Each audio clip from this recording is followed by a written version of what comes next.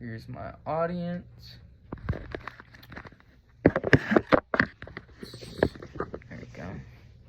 Alrighty. Have you heard about the No Child Left Behind Act? Today I'll be informing you about the No Child Left Behind Act as well as its impact on our education system in the United States. I have done extensive research as well as been in a school with No Child Left Behind to get a better understanding of what this policy has done to impact our education system.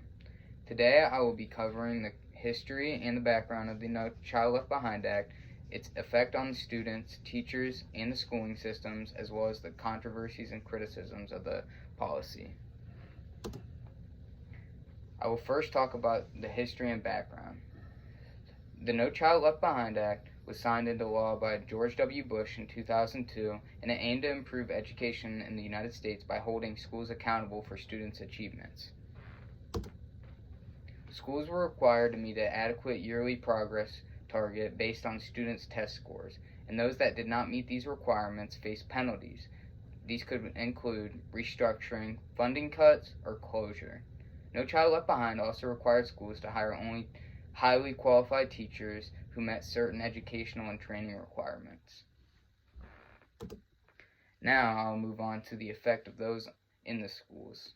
On a positive side, No Child Left Behind brought increased attention and resources to schools with low achievement levels and mandated that schools provide additional support and resources to struggling students. No Child Left Behind also increased the focus on data-driven instruction and encouraged schools to implement evidence-based practices. On the negative side, No Child Left Behind increased emphasis on test scores, which many argue resulted in a narrowed curriculum and reduced opportunities for subjects like art and physical education.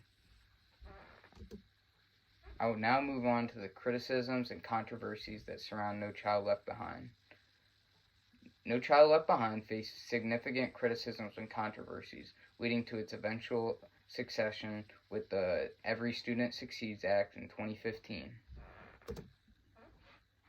Some of the criticisms included concerns about the punitive nature of law and its impact on low-income and minority students and schools.